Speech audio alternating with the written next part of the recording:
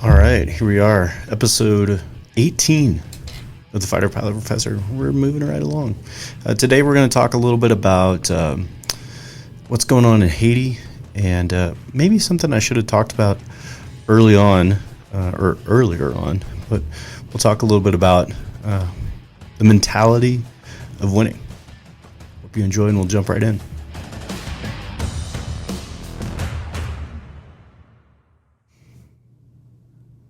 All right, so underreported news of late, in my opinion, is what's going down in Haiti. Haiti is under some unrest, we'll say, armed gangs, rebel groups, maybe is the best way to describe it. Attempted to take over several key places, including airport. Just general unrest. And so, what's going on with all this? Well, I mean, to kind of begin with, Haiti's got a long history of struggle, I guess maybe is the best way to put it, of unrest is perhaps a better way to put it. And in the last several decades, 20 years or so, been troubled by earthquakes and multiple earthquakes and other natural disasters, and those have really upset an already sort of fragile ecosystem that is the nation of Haiti. So Haiti is actually on the island of Hispaniola. So on this map here, the western half. This is the island that Columbus originally landed on during his first journey in 1492, as it were. Also, it was the second nation in the Western Hemisphere to achieve its colonial independence. So the island was divided in half, a Spanish half and a French half. The western half became Haiti, a French colonial holding, largely a plantation colony. And the colonists rose up, overthrew the French rule under Napoleon, and became independent. So they formed their own government, and it eventually sort of fell into one of the biggest troubles that former colonies have, which is a minority group ends up in power over the majority group, and typically that minority group has some sort of distinguishing either tribe or feature or something like that. This is common in Africa and South America.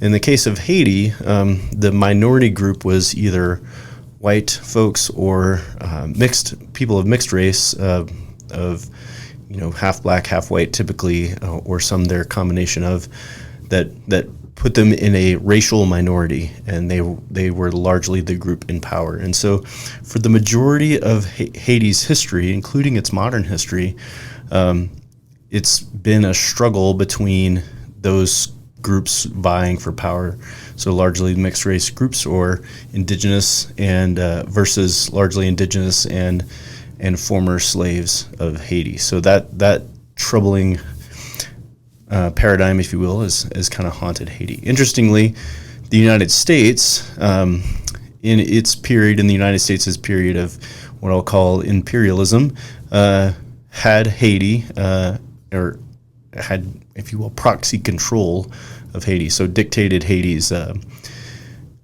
government, dictated Haiti's constitution, and generally held control over Haiti's foreign policy from around 1900 to about 1940. So this is about the same time that the United States held control in the Philippines and other places. So we'll actually get to another episode that has to do with how the United States became an imperial power. So that'll be a future episode. But in the meantime, we'll continue with our discussion here of Haiti. So the short thing to know is the most recent political turmoil came in a series of elections and overthrowing and sort of coups to overthrow the president of Haiti. And since, we'll say, the early 2010s, there's just been political instability in Haiti that's continuously degraded.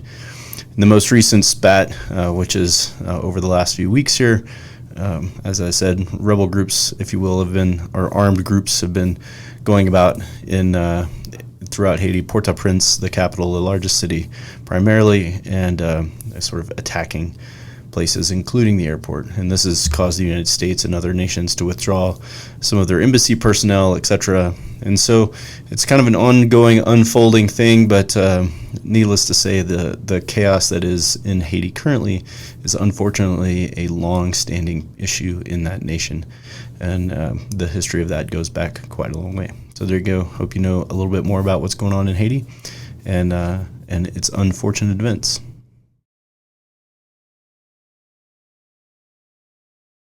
All right, so something maybe I should have jumped into at the beginning of this whole thing, perhaps. We're talking about the winning mentality. What does that mean? And what am I even talking about here? So one of the things that sets apart people that are elite in their job is often not their skill or their work ethic or good luck and timing or any of those things, but their mentality to overcome all of those goods and bads that come along with success. So that's really what a lot of people are chasing. And one of the reasons, in my opinion, why athletes who are successful, Tom Brady, Michael Jordan, etc., are so wildly popular is because they have a mentality that is different from their peers and competitors, right? Tom Brady obviously is immensely talented. Michael Jordan obviously immensely talented in their given sports. But that's not the thing that divides them per se from the rest, right? The thing that divides them is their championship mentality, if you will, right? And this is something that people in the military who are part of elite groups also pursue. So fighter pilots, this is a common sort of thing in fighter pilots. I'd say common, but it's a mentality that is pushed in fighter pilots, Navy SEALs, etc., right? And this is why people want to know what's the secret sauce that it is that you do to make you successful.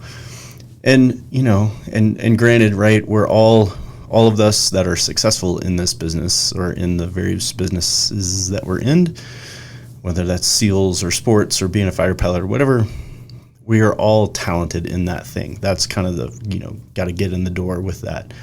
We all have a hard work ethic, and that's what keeps you accelerating, right? And then what pushes you over the top or separates you ultimately is your mentality. And so that mentality is really a combination of several stances on how things go. First is sort of a mental toughness. And we've talked about this in several different formats in this show, but that mental toughness to overcome hard things, to know that it's going to suck, etc., and be willing to accept that.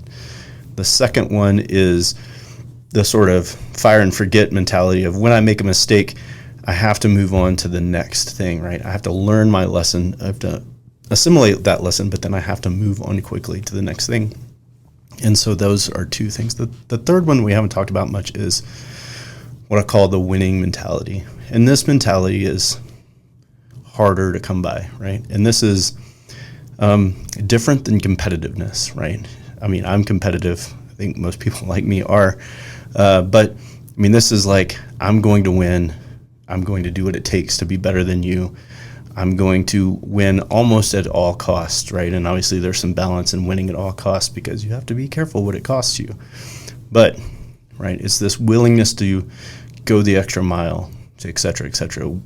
Kobe Bryant, for example, talks about, right, the willingness not just to do it right, but to do it right no matter what, to do it right at every turn, right, to be out there and willing to work harder than everybody, but also to work right. And these sort of willingness to perfect it, right, until not only are you doing it right every time, but in effect you can't be wrong almost, right?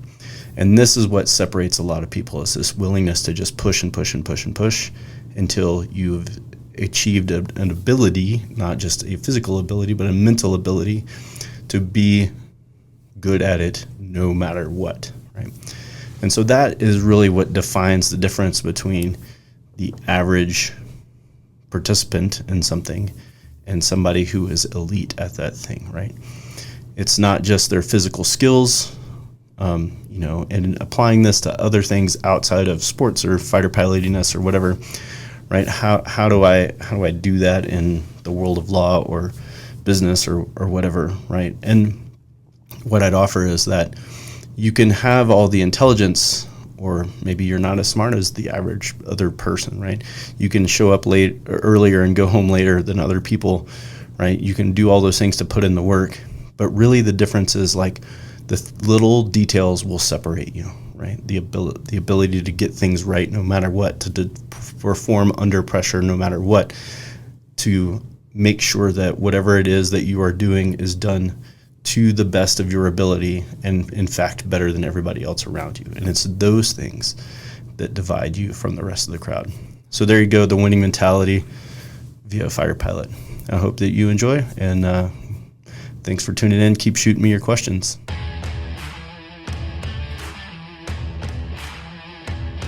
All right, so there we go. A little bit on Haiti and a little bit on the winning mentality. I hope that you will keep sending me your questions. You can post them in YouTube. You can post them on the Podcasters channel. You can send them in via my Instagram page. So the Fighter Pilot Professor is out there on Instagram as well. So YouTube, podcasts, and Instagram. The Fighter Pilot Professor is the place to be. Shoot me your questions, and I will definitely ask them. Hope you enjoy. Have a great day.